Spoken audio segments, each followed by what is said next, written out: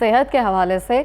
और आजकल जोड़ों के जो अमराज हैं उसमें पहले एक होता था कि एक स्पेसिफिक उम्र होती थी, उसमें जाकर आप जोड़ों के अमराज में मुब्तला होते थे। आपके जब चल रहे होते हैं तो आवाज़ आ रही होती है जोड़ों से। तो इस हवाले से बात करेंगे। हमारे साथ मौजूद है प्रोफेसर हकीम तसव्वुर मोहम्मदी, माहिर तिब्ब नबवी और यूनानी और लीच थेरेपिस्ट। अस्सलाम वालेकुम सर, बहुत शुक्रिया प्रोग्राम में आने के लिए फर्स्टली तो। और सेकेंडली मैं आपसे पूछना चाहूँगी, जैसे कि मैंने अर्ज़ किया कि पहले होता था एक स्पेसिफिक उम्र होती थी कि इस टाइम के बाद जाकर जो है जो बुज़ुर्ग हैं उनके जोड़ों का मसला स्टार्ट हो जाता। अब तो मुझे लगता है कि मुझे भी जोड़ों का अमराज है। जब सीढ़ियाँ चल रहे होते हैं तो आवाज़ें आ रही होती हैं जोड़ों में से। जी, बिस्मिल्लाहिर्रहमानिर्रहीम। बहुत शुक्रिया इकराम मलिक, आपने प्रोग्राम में मदऊ किया। और यकीनन जो जोड़ों के अमराज हैं ये आजकल बहुत कॉमन है। लगभग 100 से ज़्यादा इस जोड़ों की इकसाम पाई जाती हैं, जोड़ों के दर्द की इकसाम पाई जाती हैं।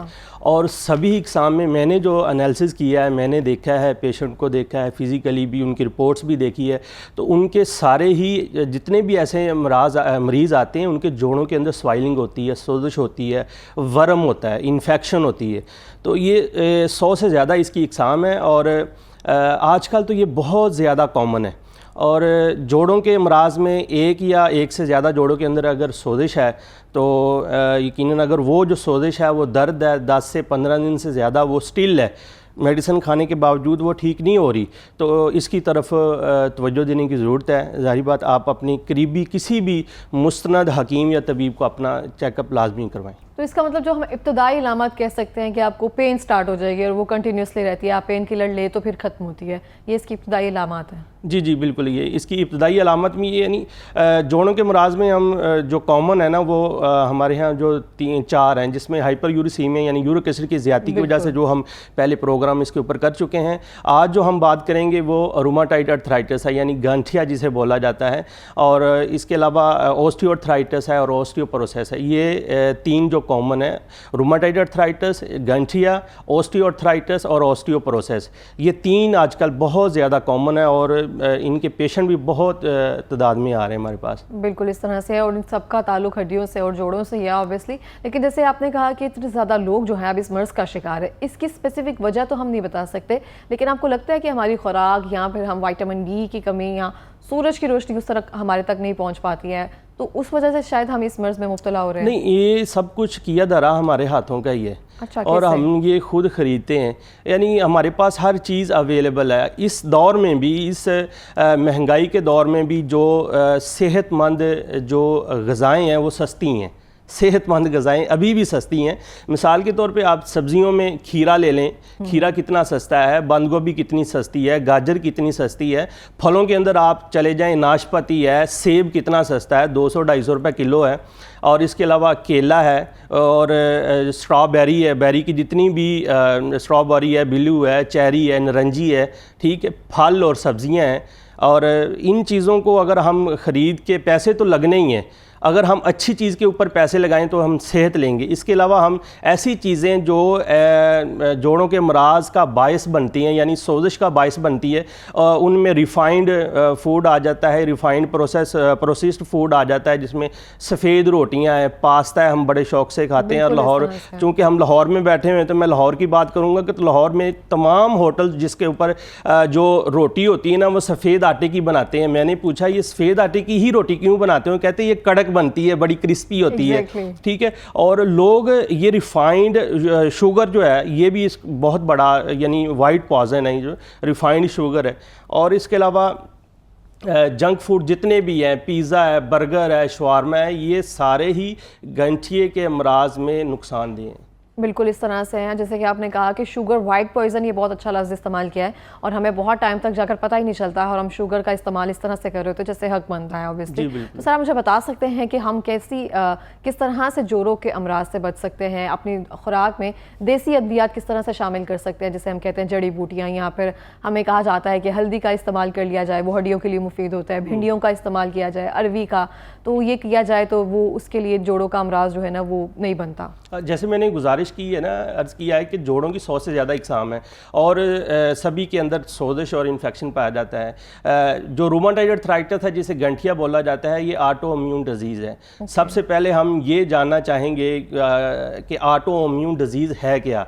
ऑटो इम्यून डिजीज़ से मुराद ये कि आपका जो कुदरत ने इम्यून सिस्टम बनाया है, दिफाई निज़ाम है, जिसने आपके जिस्म को, जो कुदरत ने आपको जिस्म दिया है, उस जिस्म को मुख्तलिफ बैक्टीरियाज या वायरसेस पैथोजन से बचाने का काम करता है। ये इम्यून सिस्टम जो है ना, कोरोना के दिनों में बहुत ये वायरल हुआ और तब जाके हमें पता चला कि इम्यून सिस्टम ही बॉडी का एक बहुत अहम हिस्सा है। ठीक है, ये दिफाई निज़ाम जिसने हमारे जिस्म की हिफाजत करनी है, बीमारियों के ख़िलाफ़ लड़ना है, दुश्मन के ख़िलाफ़ लड़ना है, और यही गलती से इम्यून सिस्टम हमारी बॉडी के जो अच्छे सेल्स हैं, अच्छे जो टिश्यूज़ हैं, उसके ऊपर अटैक कर देता है, जिसकी वजह से ये ऑटो इम्यून डिजीज़ पैदा हो जाती हैं। और इस ज़िमन में फिर इसकी सिम्टम्स नॉर्मली जो होती हैं ना, पेशेंट रात को सोता है तो सुबह उठता है ना, तो उसके मॉर्निंग स्टिफनेस आती है, खिंचाव आता है पूरे जिस्म के अंदर। इनिशियल स्टेज के अंदर तो हाथों के अंदर, पाँव में, घुटनों में जैसे जैसे चलता है ना, तो वो खिंचाव आहिस्ता आहिस्ता ठीक हो जाता है, लेकिन मॉर्निंग स्टिफनेस बहुत ज़्यादा होती है ऐसे पेशेंट को, और दर्द की शिद्दत भी बहुत ज़्यादा होती है।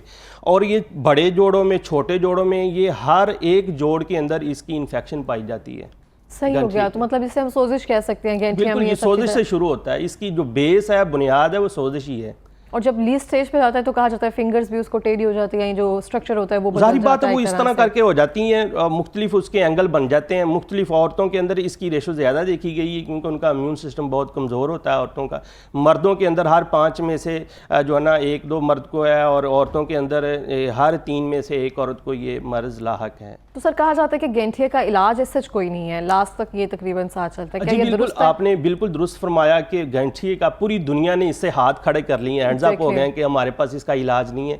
लेकिन अल्लाह का बहुत बड़ा फजल है कि हमारे पास तिब्बे नबवी है सल्लल्लाहु अलैहि वसल्लम, तिब्बे नबवी है, तिब्बे इस्लामी है और तिब्बे यूनानी है। हमारे पास इसका बेहतरीन इलाज मौजूद है, और हम इस मुख्तलिफ अद्वियात की वजह से के ज़रिए, मुख्तलिफ थेरापीज़ के ज़रिए और तर्ज़ ज़िंदगी बेहतर, उसका लाइफस्टाइल पेशेंट का चेंज करके, उसका डाइट प्लान बना के हम इस मर्ज़ से छुटकारा मरीज़ को दिलवा देते हैं। और इसके साथ साथ हम हमारे पास एक बहुत आसमानी तरीका इलाज है जिसे अल्लाह के नबी ने बहुत पसंद फरमाया है, हिजामा, जिसे कपिंग थेरापी के नाम से लोग दुनिया जानती है। अब लाहौरिये भी जानना शुरू हो गए हैं कि जो हिजामा है, आज से कोई 5 साल पहले, क्योंकि मैं प्रैक्टिस करता हूँ लाहौर में, तो आज से कोई 5-7 साल पहले इसका रिवाज नहीं था, लोगों को अवेयरनेस नहीं थी। लेकिन जब से हमारी काउंसिल आई है, हमारे जो प्रेसिडेंट है हकीम मोहम्मद अहमद सलीमी साहब, वो हमारी काउंसिल के प्रेसिडेंट हैं, और इन्होंने अपने दौर में आके हिजामे को बाकायदा अवेयरनेस दी, स्टूडेंट को अवेयरनेस दी, तिब्बा कॉलेज के अंदर इसका निसाब बनाया, और यही अवेयरनेस फिर मीडिया के ज़रिए आवाम तक पहुँची, और आवाम को पता चला कि हिजामा भी एक तरीका इलाज है और ये सुन्नत तरीका इलाज है।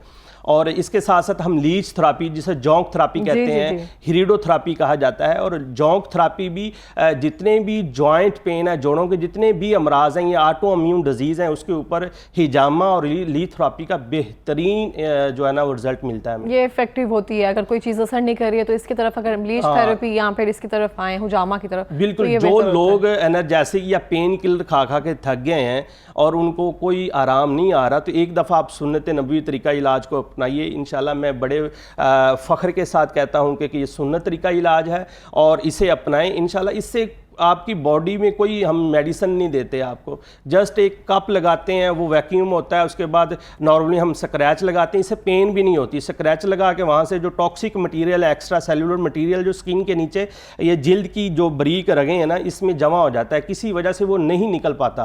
तो यही बीमारी कॉज करता है। तो हम हिजामे में यही जो गंदा खून उर्फ़े आम में बोला जाता है, यही हम बॉडी से निकालते हैं और मरीज़ ठीक हो जाता है। ये तो बहुत अच्छी बात है, जैसे कि आपने कहा कि जो हिजामा है उसको अपने जो तिब है वहाँ पे सिलेबस के तौर पर ऐड किया है। जैसे आपने कहा उस तरह से अवेयरनेस नहीं थी, क्योंकि उस तरह से लोग इस पे ज्यादा काम नहीं कर रहे थे। जब लोग ज्यादा काम करना शुरू करते हैं तो अवेयरनेस ऑटोमेटिकली क्रिएट होना स्टार्ट हो जाती है।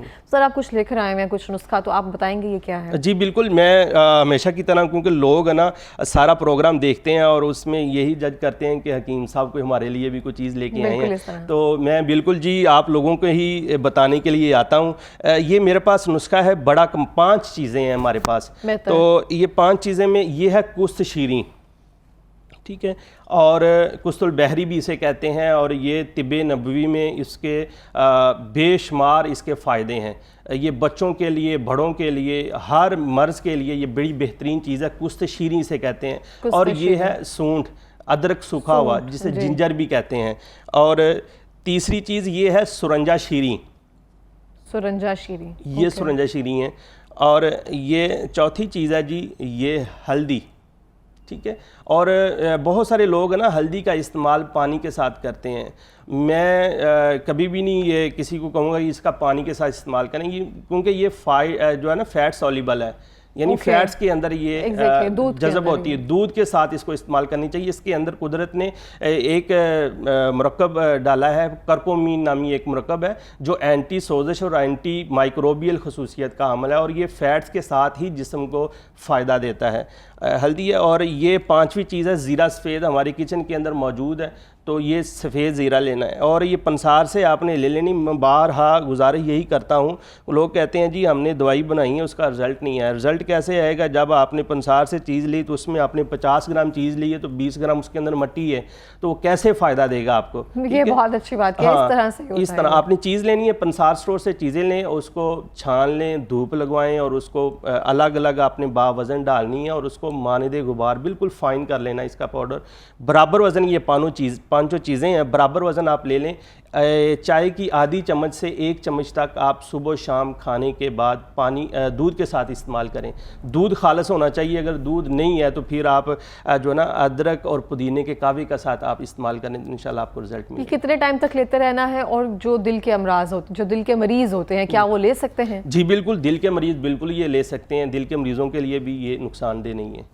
तो हम ये, जैसे कि आपने कहा, इसको दोबारा से आप रिपीट करेंगे, इनके नेम्स क्या है और उनकी क्वांटिटी क्या है, हम क्या ले सकते हैं कि 1 मंथ तक ये चल जाए? जी बिल्कुल जी, ये 1 महीने तक आप तकरीबन ये 5 चीज़ें ये 50-50 ग्राम ले लेनी है आपने। 1 महीना आपका आसानी से निकल जाएगा।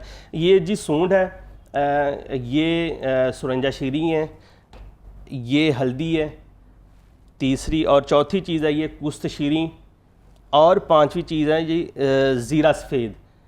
ये पांचों चीज़ें आपने पंसार स्टोर से लेके अच्छी तरह साफ़ करके इसको धूप लगा लेनी है, और उसका फ़ाइन पाउडर कर लेना है। बराबर वज़न 50-50 ग्राम ले लें, 1 महीना आसानी से गुजर जाएगा।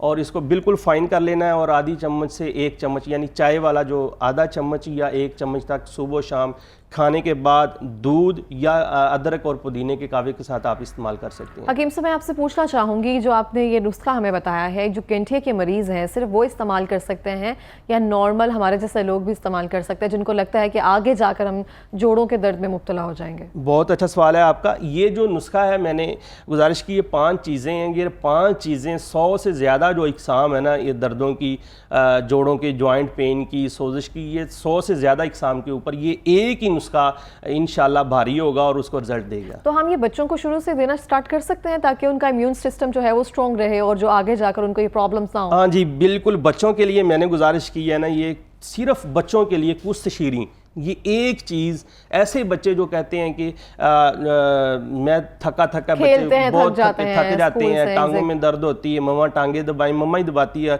और टांगे दबाएं, और इसके अलावा खून की कमी होती है बच्चों को।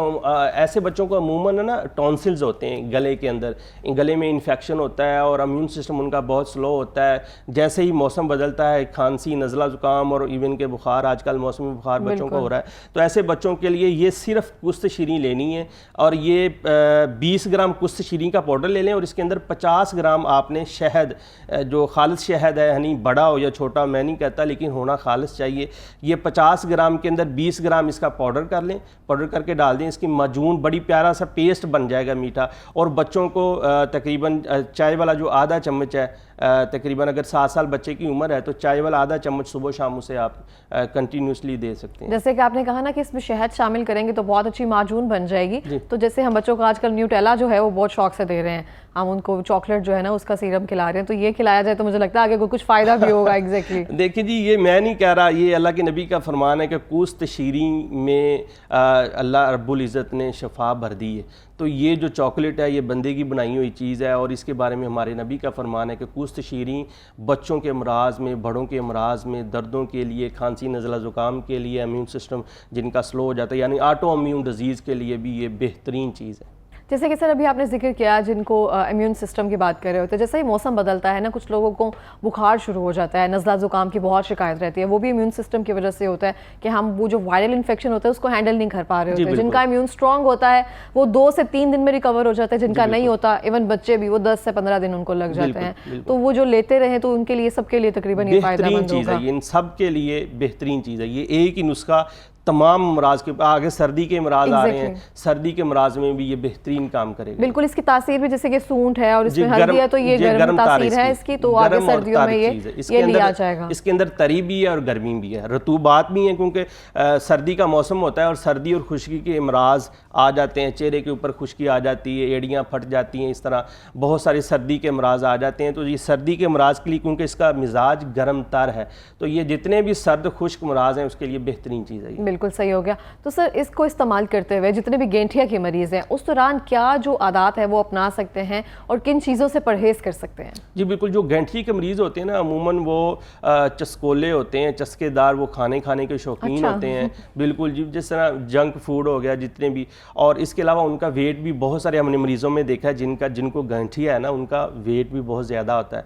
तो पहली तो बात ये है कि मोटापे को कंट्रोल करें, वेट लॉस करें, सुबह शाम मॉर्निंग और इवनिंग जो है ना वॉक बहुत ज़रूरी है, आधा घंटा कम से कम मॉर्निंग वॉक करें। इसके अलावा फल और सब्जियों का ज़्यादा इस्तेमाल करें, और रिफ़ाइंड जितने भी रिफ़ाइंड फूड है, रिफ़ाइंड शुगर है, इससे तौबा कर लें तो बेहतर है, ताकि आने वाले वक्त में आप जो है ना अच्छी तरह सर्वाइव कर। बिल्कुल, इस तरह से ये तौबा ही कर ली जाए तो बेहतर है। मैं आपसे पूछना चाहूँगी कि जो यूरिक एसिड जिनको ये शो हो जाता है रिपोर्ट्स में कि यूरिक एसिड इनका है, उसके बाद हम उसको अच्छे से ट्रीट नहीं कर रहे होते हैं, वो चीज़ें साथ साथ चल रही होती है, हम उसको निगलेक्ट कर देते हैं किसी भी रीज़न के तौर पर, तो आगे जाके यूरिक एसिड जो है गेंठिया की वजह बन सकता है? जी बिल्कुल, क्यों नहीं बन सकता। ये जोड़ों की मराज हैं, स्टार्टिंग में इनिशियल स्टेज में यूरिक एसिड ही बढ़ता है अमूमन, जिसमें बिग टो के ऊपर इन्फेक्शन हो जाता है, लालगी आ जाती है, दर्द होती है। तो अगर हम उसे इग्नोर करेंगे तो फिर उससे फिर आगे जाके आपके जिगर के अंदर इन्फेक्शन हो जाती है, किडनी में इन्फेक्शन हो जाती है। जब आपका लीवर सही तरह काम नहीं करेगा, आपकी किडनी सही तरह फिल्टर नहीं करेगी, तो आगे जितने भी जोड़ों के मराज हैं वो आपका इस्तकबाल कर रहे होते हैं। फिर अगर आप इसे इग्नोर करेंगे, फिर ये आपको इग्नोर कर देगा। बिल्कुल इस तरह से ही है। और सर लास्ट 2 मिनट है हमारे पास, कोई पैगाम देना चाहेंगे जो भी यहाँ पे खाना खाने वाले हैं और जो गेंठिया के मरीज़ हैं या जिनको लगता है कि वो आगे जाकर हो जाएंगे? बिस्मिल्लाहिर्रहमानिर्रहीम। नाजरीन, मेरी गुजारिश आपसे यही है कि खाएं पिएं और हद से तजावज़ ना करें। अल्लाह के नबी का फरमान है, कुलू वशरबू वला तुसरिफू, खाओ पियो और हद से तजावज़ ना करो, और नमाज की पाबंदी करें। यकीनन जो एक नमाज है ना, वो आधा घंटा सुबह और आधा घंटा शाम जो आप वॉक करते हैं ना, उससे कहीं गुना ज़्यादा बेहतर है। तो वॉक भी साथ अगर कर लेंगे तो फिर सोने पे सुहागा है। नमाज की पाबंदी लाजमी करें, क्योंकि जब हम नमाज पढ़ते हैं तो आपके जिस्म के साथ साथ आपकी रूह भी पाक होती है, आपके ख्यालात भी पाक होते हैं, और शैतान आपके पास नहीं आता, और शैतानी जितने भी अमराज हैं वो आपको छू नहीं सकते।